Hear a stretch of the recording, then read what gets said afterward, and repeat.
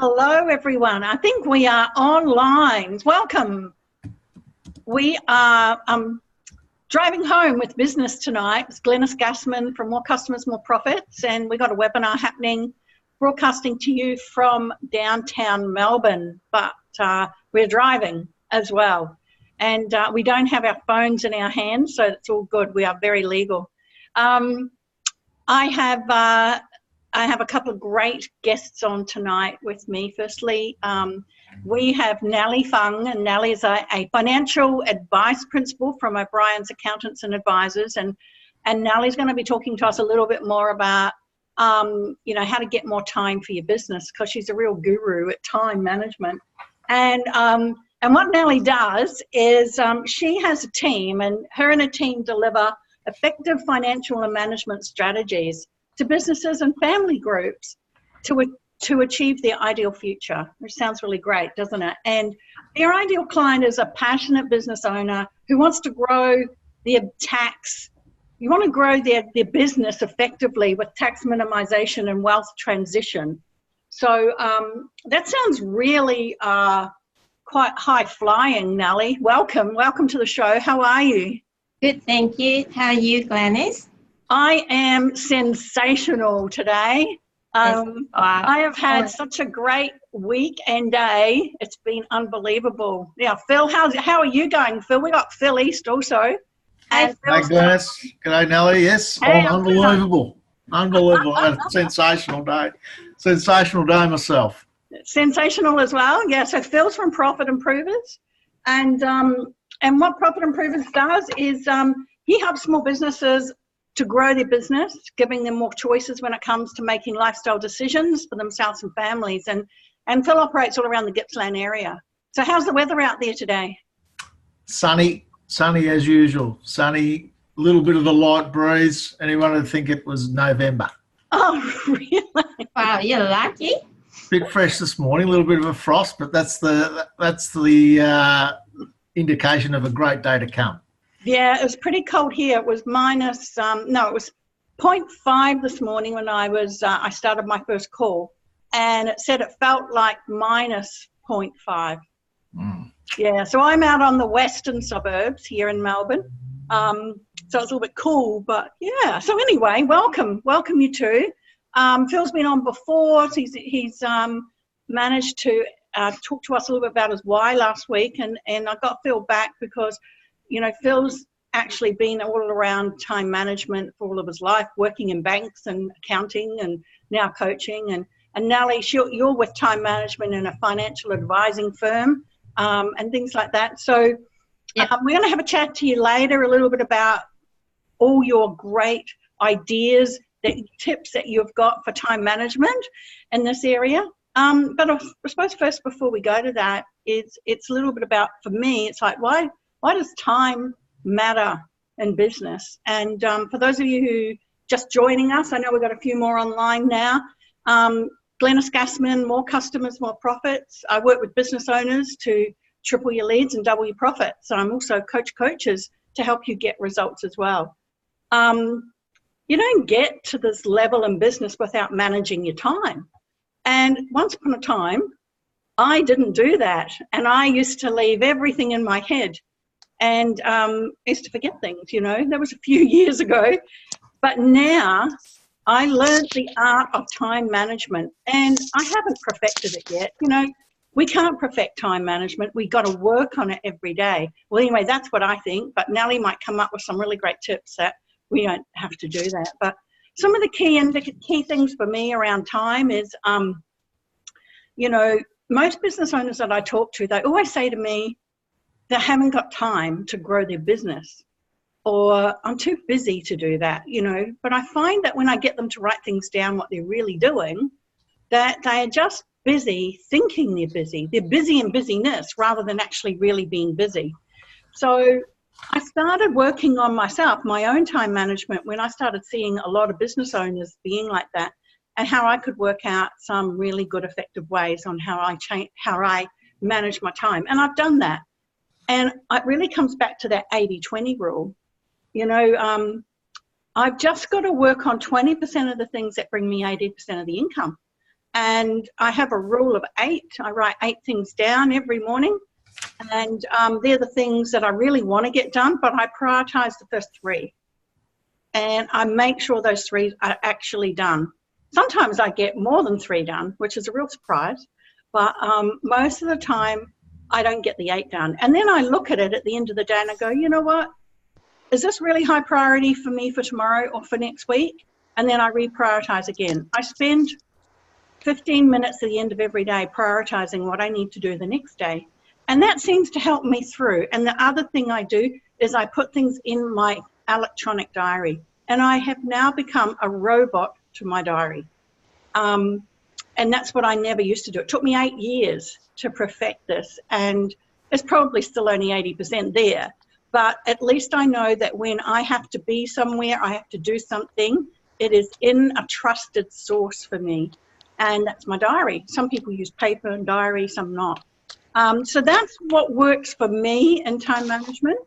But look, you know, I'm going to hand you over to the expert, Nellie. You know, because Nellie knows what she does. All right. What do you do?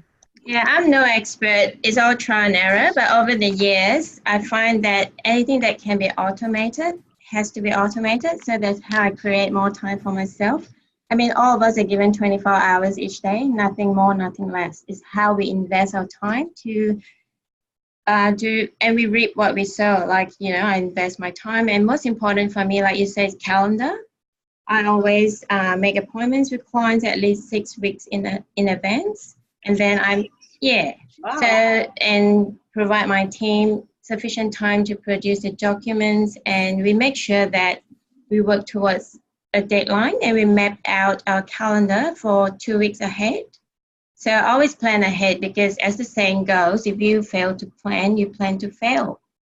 So all of us know that, right? Yeah. Yeah, it's easier said than done. And what I do, like I put everything in my calendar, synced to my phone and all these reminders telling me, hey, you need to do something. Do you stick to it? Yeah. You know, when your reminders come up in your phone and your notifications come, you know, like I get them all the time and sometimes I just flick them and I go, like I can't be bothered to do that right now. You know what I mean? Like I go, oh no, I just want to finish doing this. What do you do in that case, Nellie? So you have to be realistic when you set tasks for yourself and reminders. You want to prioritize, as you said. So I tell myself not to be distracted. I put too much stuff in my calendar that is not achievable, because whatever is not achievable, you will not do. It is going to cause more issues, because if you keep flicking and delaying stuff, it just adds up. Yeah. So Phil, like, I want to expand on a little bit more about, you know, how do you find businesses in your area? Are they any different to what I was just suggesting people are doing or what Nellie does? You know, do you find anything new out there in Gippsland way? So, you know, that they do differently to keep them on time? Well, there are always some people that are just super organised and disciplined and get things done, no doubt, like Nellie is. And you see, but they're definitely in the minority. So I think when it comes to time, a lot of people put other people before themselves, and sometimes that's a habit, and sometimes it's a bit of an avoidance. Yeah. I mean, going back to what you were saying about your list and getting your priorities, I mean, everyone likes lists and everyone likes crossing off lists. And I know I've been guilty myself, but a lot of people don't actually work on those priorities, and they might do something and write it on their list just so they can cross it off. So it wasn't actually something they wanted to get done for the day, but they've done it, and to justify themselves that they've actually got something done, they've written it on their list and crossed it off. So I think, well, as you say, prioritising and that sort of stuff is key to, you know, get your big rocks out of the road. And do you do that? Do you write it on your list and then cross it off? So I have done that. I have done that before. I actually must admit I have done that as well, because I just finished I might have finished it at 8 o'clock last night, you know, and I thought, oh, it was after I wrote my list out. I might have got my three out of the road first, but yeah. But not always. In full disclosure. Absolutely. Do you find that there is, you know, one or two things out there in small business world where that they're all suffering the same thing around time management? What would it be? Distractions. Okay, so I don't know about you or Nellie. What I find helps me, and what I find helps a lot of people, is time blocking. So I'll get people to set up their calendar and set up their week that during this time I'm going to do this, during this time I'm going to do that, during this time, and put in all your personal things, like I have to pick up the kids at this time of the day, or I have to go to the supermarket 3 times a week at this particular time, or whatever. Put those in and allow for those things, so then you're not fretting about missing out on them, but they're in your calendar. You know you can work around them, and you know where to go. Yeah. And then the next hardest part about time blocking is training yourself, your staff, and your customers. So if you've set aside the time to create something for your business, use that time to create it. Now, if you're going well and you're at the end of your time, still stop, because you can go back to it tomorrow. You might have that same amount of time set across tomorrow, but if you get on a roll and you think to keep going, all it's doing is eating into your next block. And you've planned to do an hour a week, an hour a day. Don't do 2 hours today because you're enjoying doing that. Move on to the next. Yeah. True. That's so true, because we can get hoodwinked. I call it being hoodwinked away from doing the things that are the most comfortable. Do you find that? It's like, you know, and I have this saying, eat the frog first. So, you know, you got to wake up in the morning, you do the worst possible thing that you really don't want to do, like those cold calls or warm calls or whatever. You know, get them completely out the way. I reckon if Telstra did an analysis of calls, I reckon most people there would be a whole heap of calls from 9 o'clock to 10 o'clock every morning, business B2B, you know? Yeah. Because I think everyone gets that job done and dusted out the way, because when you do that, you feel really good, right? Yeah. So I just find that, and you feel really good, so you're then on a roll and you start having sensational days like what you and I, Nellie, have had, right? So it's like, let's just get this thing out the way. And to me, that's effective time management, because it puts you on the roll. It puts you one step ahead. Yeah? Yeah. Yeah, and I agree with Phil. Like what you said about blocking is what I call ideal week.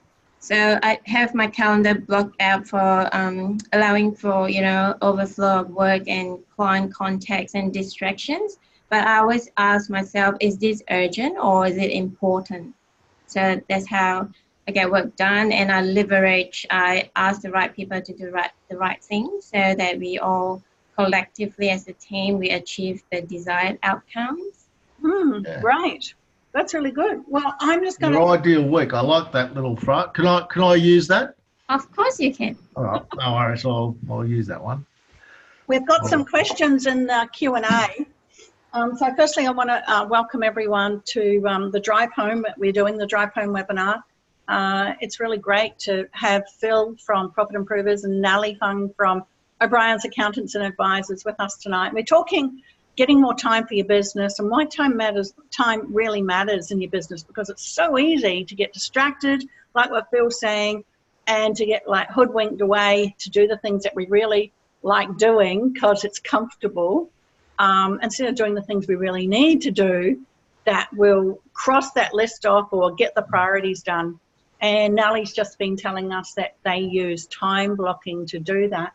But we've got a question from Greg, and he's got a question. So Greg, hi, welcome. Thanks for joining us tonight. How do I put $1 on time? So Phil, you might want to answer that. Do you? Can you answer to that? How do I put $1 on time? Well, I suppose that comes down to how much money Greg, is it? Greg wants to make. Greg. Yeah, it's great. Yeah, so I suppose depends how much money Greg wants to make, how much of it he has to make himself, whether he's charging out his time or whether he's charging out selling stuff. I'm not sure what Greg does, but you know what I would do? I like to reverse engineer. Yeah. So then work backwards to how much time you've actually got to do that, and then basically it might work out that okay, every hour of your day might be worth on a large scale might be worth $500 or something like that. I know within the RoB Academy there's a whole section on putting $1 on your time, and it'll take there's worksheets in there that can actually take you through and help you go step by step on the process to actually get a bit of an idea on what your time is actually worth in dollar terms. Yeah, I think it's E-Class 2, week 2. We've got all of that about the time in there. Yeah. But here, Greg, this is what I would do is I would say to yourself, you know, how much do you want to turn over in your business for the week? All right. So how much do you want to turn over the business for the week? And then how many available hours are there that you can put into that? And, you know, if it's 40, and if you want to turn over, you know, $4,000 a week, and you've only got 40 hours to do that in, you just divide one into the other, and there you go. That's how much your time is worth. All right. So, you know, you want to have a look at, I did this exercise for somebody, one of my clients a couple of weeks ago, and we worked out that what he was charging out at was only $25 an hour. Well, you know, you may as well go and do a lot of other jobs for $25 an hour, and then you get super on top of that if you're working in an environment where you get super paid. So that was a bit of a slap in the face, really, to go, whew, you know, I need to really automate, or I need to really look at how much time I'm spending on things for how much I'm charging, you know. And market demands come into play on that. It's like, you know, well, I can go down the road and I can get the same product for X. So you want to really make sure in your business that you're never, ever competing on price. So how do you do that? You always make sure they understand your value, and you're never having any level of hourly rate. But what about you, Nellie? Have you got an answer for Greg? He says, how do I put $1 on time? Yeah, that's a great question. For me, I would think about, like, depending on what Greg's business is about. So he may have fixed overhead salaries to pay and all that. So for us, we think about what is a decent profit percentage based on the industry and benchmark that. And then we add on to the fixed overheads and divided by the number of hours you expect to work. So you have to get a reasonable return for the value that you deliver to your clients. So as you said, first you have to demonstrate value and put $1 on how much you think is the value you create for your clients. Yeah, absolutely. That's great. Thank you so much for Greg. I hope that answers your question. Just put something else in Q&A if you want to, if you need to know more. But Selena, thank you so much for being online. You were here last week as well, and you've got something up there saying it was great last week. We talked about your why, and she got a lot out of that. But this week's question from Selena is, how do you prioritize each day and stick to it? I'm not sure if we actually answered that before, but I just write it, you know, like I write it down. I have 8 things on my list, no more for the day. I circle the top 3 that have to be done, and I do the worst possible things first. That's me. That's how I do it. What about you, Nellie? For me, I don't use a list. As I said, I put on my calendar, and when the reminders come up, I make sure I take action. So it has to be realistic what you can achieve in a day and what's really important. Most important is discipline. You know, make sure you stick to what you say you would do. Oh, sure. It's not easy. I'm laughing about that because that's just the D word is really hard for a lot of business owners. You know, it's like, Yeah, that's really hard, the discipline and focus. Yeah. That's Yeah. right. But based on that, what Nellie says, that's all part of if you're using the time blocking and you don't have the discipline. I mean, I know lots of people where I know I can't ring them before. There's no point in me ringing them before 11 o'clock in the morning because they won't answer the phone, Yeah. or their staff won't put me through to them. Now, by being disciplined, they've trained their staff to not put through any calls, and they've trained me as a customer or a client not to actually ring them before that time. Right. If they start making exceptions and being a bit ill-disciplined with that, all of a sudden it goes out the window.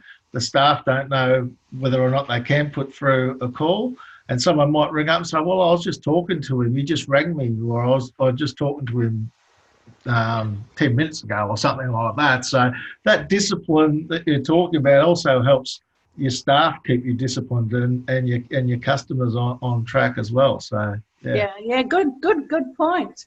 All righty. Well, look, I want to throw to Nellie. I want you to tell us all about what you do at O'Brien Accountants and Advisors. You know, apart from managing your team with time blocking and stuff like that. You know, like tell us a little bit about what the life of Nellie.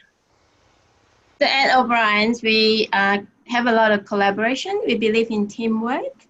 So, like I said, as a business owner, we cannot keep working in the business. We need to work on the business. So I do a lot of things to free up my time wherever possible. So one of the way is, as what Phil said, time blocking. So a certain time of the day, I have to focus on strategic stuff and work on how can we get better. So, and also upskilling the team. So in an ideal day, or I just make sure I follow my calendar, map out what I'm going to do for the next 2 weeks, and make appointments with clients 6 weeks ahead at least, so that there's sufficient times for every single member of the team to work together, and also get team to contribute. Like everyone has to put in the 100% to achieve the best outcomes. Yeah.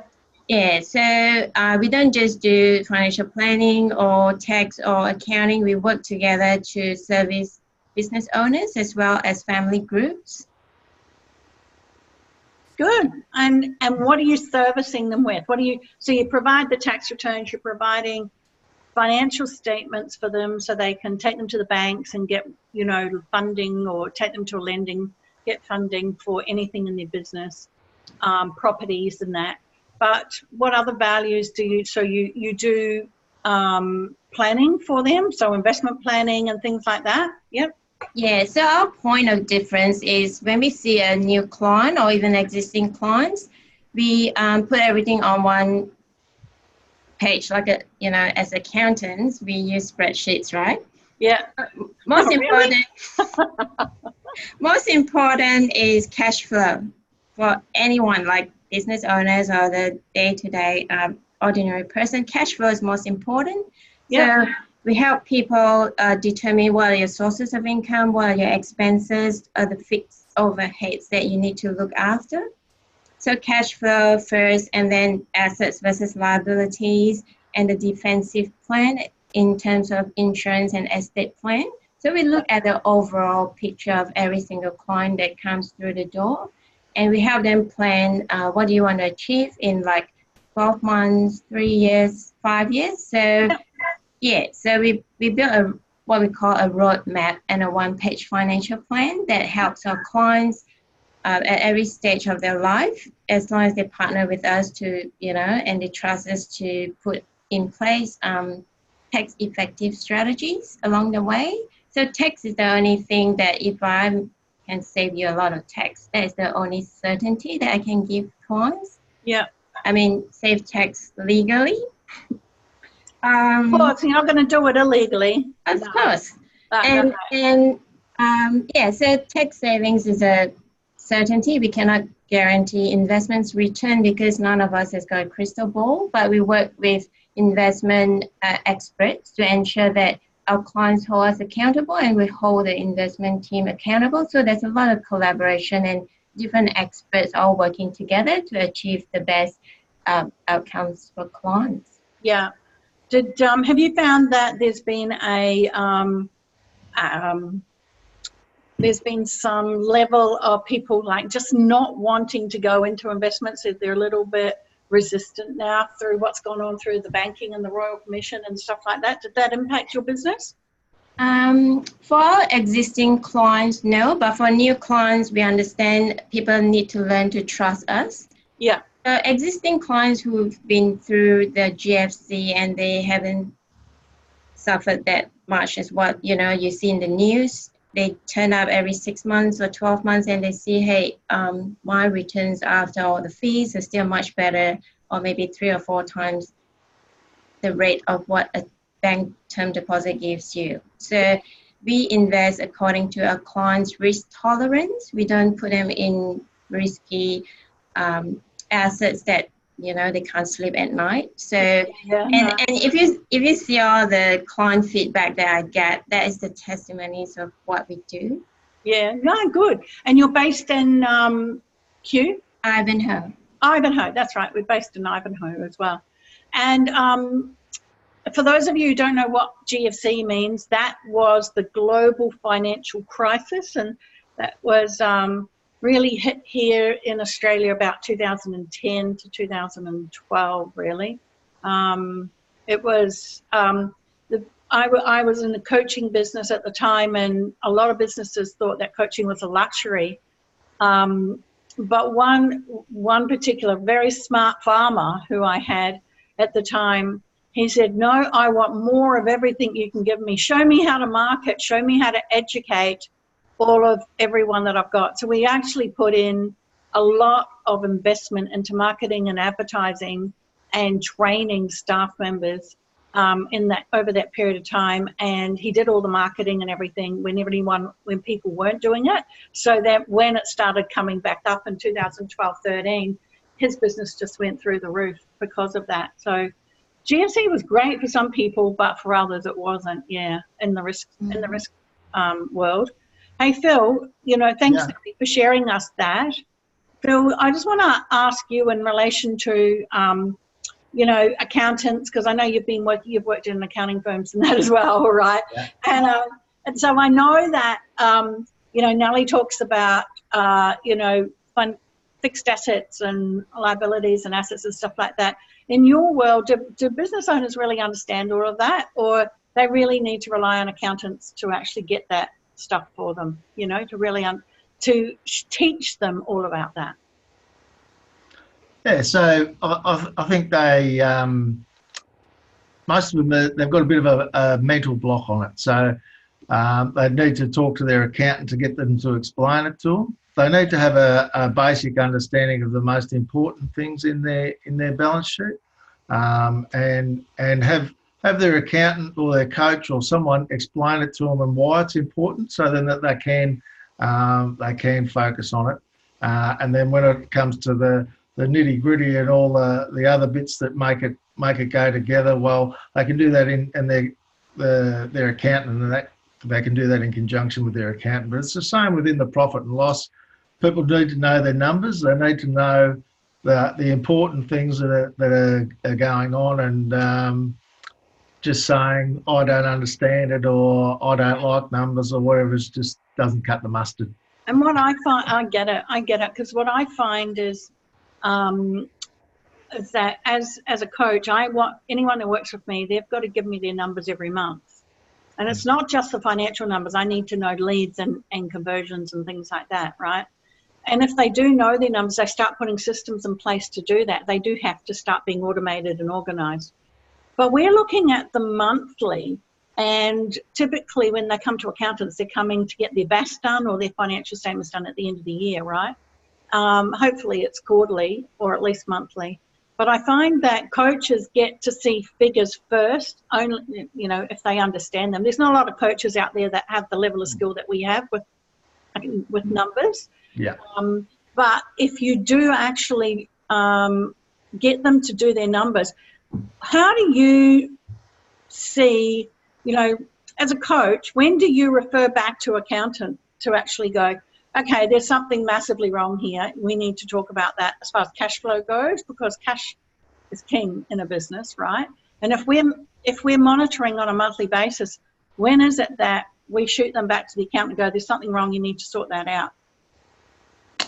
Certainly when it comes to any tax-related matter. Yeah.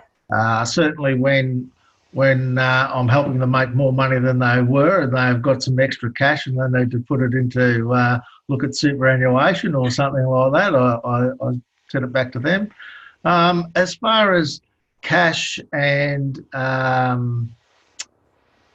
where their cash gap is and that sort of stuff, I usually work through that with them because I can.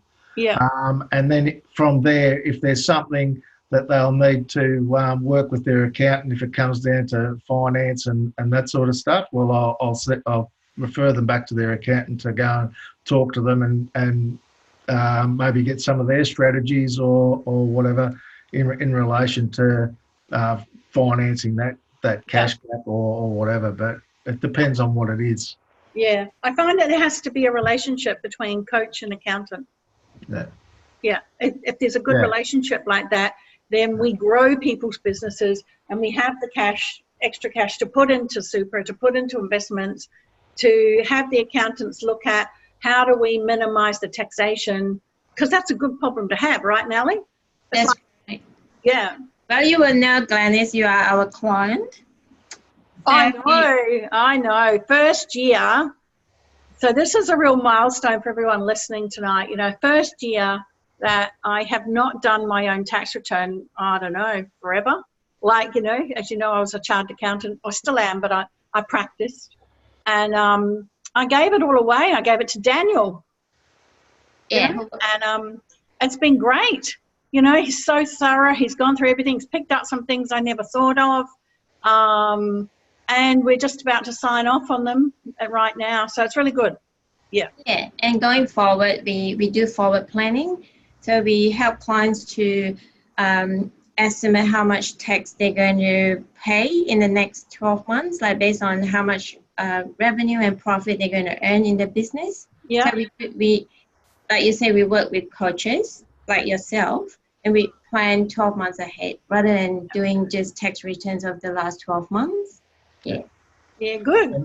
Well, I think it's time for some more questions. What do you? Oh, sorry, Phil. Sorry, I was just going to say, as far as planning, and you talk about 6 weeks in advance and deadlines and your reminders and keeping everything on track.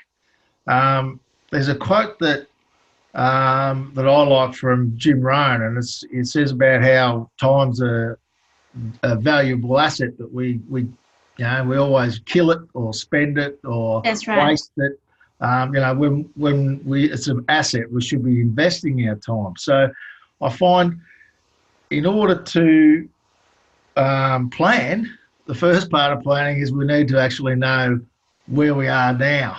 So because I can be not quite as disciplined as I need to be sometimes, Nellie, what I generally do, I do myself a little bit of an audit every now and again to find out where my time's going and where I'm wasting my time and what times of the day I'm better than other times and why I'm a little bit distracted and things like that. So do you have any strategies or anything around that sort of thing, Nellie? Yes, so as an accounting firm, we use timesheets, right? So it's very important to record your time because what gets measured gets done. Like, it's good to be part of an accounting firm that although we do like 6 minutes block, it's important to at least... Sorry, what was that? 6 minutes? 6 minutes block. People will start freaking out if you want to do it every 6 minutes, Nellie. No. That's how the timesheet works. But you can say, hey, for this 1 hour, 60 minutes, what have I done? I'm just focused on, I've done this work for this client, so I just record. It's just to keep ourselves accountable and make sure that every team members know that we are all about efficiencies and we do not just say that, hey, charge this time to the client, because if 2 clients are about the same, how can one person be charged more than another? So all of us hold one another accountable to make sure we are efficient and we find better ways of doing things all the time. So this timesheet is really important because for myself, it makes me more accountable as to how I spend my time. Because sometimes we do get distracted, but we just have to do our best to be disciplined. It's not easy, it's easier said than done. But don't you want to just have a day where you don't want to fill out your timesheet? Oh yeah, just like when I went to the workshop with you, I just charged the whole 8.5 hours to admin or professional development. So we are very realistic. We do give people downtime to learn and upskill. So it's not as if like the whole 7.5 hours you have to charge all to clients. Like we do give people maybe 80% of the time you are working on stuff, but 20% you invest in yourself and upskill. So so record your time and always measure and reassess. That's how I would go about, improving.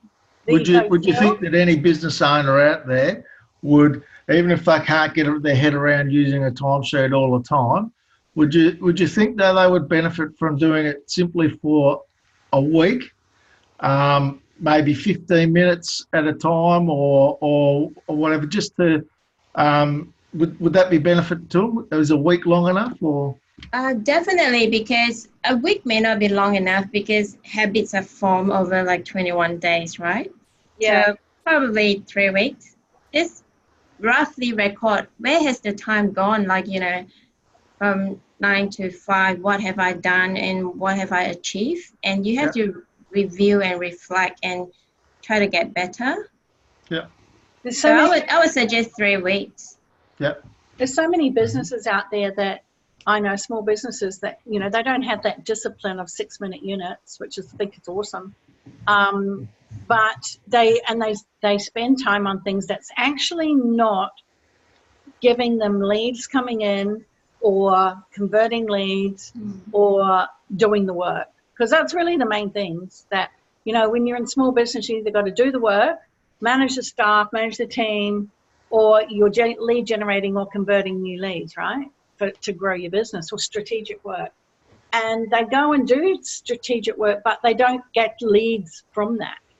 So that's one of the things that I help people with. It's like, okay, if you're going to be spending 4 hours a week growing your business with different strategies and lead generation, at least make it pay. Yeah. Yeah. I want to take a few. We've got quite a number of questions in the Q&A, so I think before we finish up tonight, we should probably go through and do them. So I've got one from Daniel. How do I create more time and capacity to focus on servicing clients? Nellie, you might want to take that one. Do you?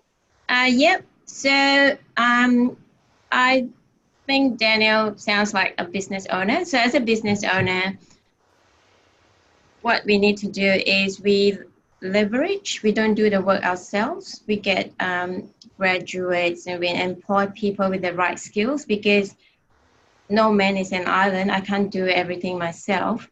And in order to grow your business, you have to delegate the right tasks to the right people. Yeah. So and you hire the right people, which is most important. You need staff members who are reliable and competent. Yes. Yeah. Okay. So reliable, competent staff members, got the right attitude, and then train. That's correct. Don't do it yourself. Yep. Fantastic. Yep. Spot on. Sorry. You want to go ahead?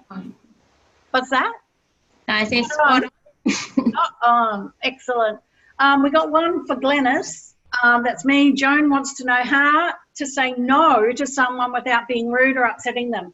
Do you know what I do? It's really fun. You say no, but with a smile on your face. That's a good one. I know. You just say no, and you just say no with a smile on your face, and then they're so shocked, and you just walk away. So great. I don't know whether you're joking or you're serious, don't they? That's it. Absolutely. And everyone can say no, because Phil, you say no. No. Nellie, you say no. I would say no and explain why, and ask, is this urgent, or can it wait? Yeah, I know. But what I'm saying is, you can say no, can't you? Yeah, but But everyone can say no. What I find is that people don't like saying no, but they can say no. Then there's a bit of a mindset tune-up they need, which I'm going to talk about that for next week, because we've got Anna Petrarca on next week, and she can tune up people's minds and the mindsets on that. And then there's another one. Love to know, how do you handle your day when you have many unexpected urgent items come in? Oh, damage control. What do you do, Phil? Just what do I do when I've got unexpected items?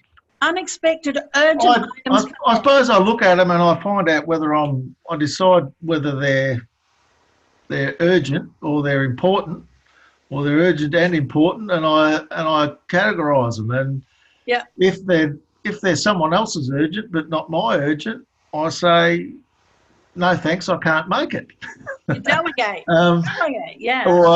Or I let them know that it can't be done, or I, as Nellie said, I delegate it to someone else or whatever. But the first is to make a decision as to how urgent and important. How urgent it is, or how important it is, because they're two separate things, right? Yeah. Important, yeah.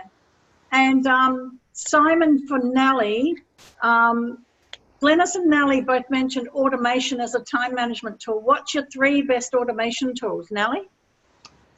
Using technology. So anything that can be automated and proven that it works, we will automate, Got any particular apps or any calendars that you use other than Google Calendar, online calendar? Yeah, I have too many apps in my phone that I'm struggling to think which one. I know there's Asana and there's Trello, which are really good, like personal little apps you can have for families. WhatsApp is really good. Like I had client meetings, one in Sydney, one in another state, and WhatsApp, you can meet 2 different clients together. Yeah, so can you do that on Zoom as well, which is really cool. Yeah, Zoom. Yeah. All righty. Well, look, we've got 3 minutes to go. Is there anything you just want to say quickly, 60 seconds, around time management for business? Why it's so important?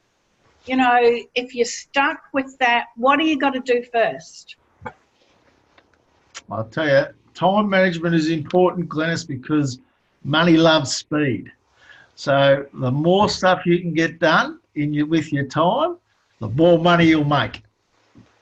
Oh, I like that. That's really awesome. What about you, Nellie? Yeah, so money is one thing. For me, it's about being on top of things and achieving what I set out to achieve. It's all about being goal-oriented and make sure that I do what I said I would do. Yeah. Yeah. And if you don't, you can't make yourself wrong or bad and, go stick your head under a doona for days. You just got to get on with it and wake up the next morning and reprioritize again, right? Yeah, but as I said, everyone's given 24 hours. If I choose to waste it, I cannot go back in time to fix it. Yeah. So, it's time is the only thing that you cannot earn back. Once it's gone, it's gone. Whereas money, you can work harder and earn it, but not time. That's right, it's gone. Well, we do have the time machine, but I don't think they've actually sort of shared with us that level of technology that we can sort of go back and redo stuff, but that would be pretty cool, wouldn't it? Anyway, something for us to think about over the next week. I just want to finish up by saying thank you so much for taking the time out to be on our drive home, talking time, getting more time for our business. For Nellie from O'Brien's Accountants and Advisors, thank you for your valuable knowledge and your tips all around time management, Nellie. Thanks, Glenis. You're welcome. And Phil from Profit Improvers, and he looks after all the businesses out in Gippsland who want to grow. He's business coach there.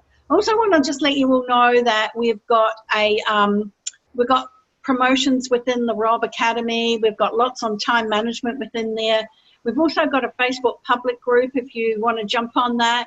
And if you like what you heard tonight, let people know. Come on the Drive Home webinar with us every Wednesday afternoon. And next week we have, as I was saying before, we're talking with Anna Petrarca from Aligning Minds. And, quite often we need a bit of a tune-up. you know, in our minds, in our mindset, and specifically for business owners who really struggle with getting, you know, advanced performance results. So Anna's going to give us some tips on how to tune up our mindset next week, which will be very, very interesting. So look, have a great night. Have a great rest of the week. Hope it's all sensational and unbelievable like Phil and Nellie have had. Any last words from you two before we sign off? No, thank you very much, Glenis, Phil. It's nice to be on Thanks, the Nellie. program.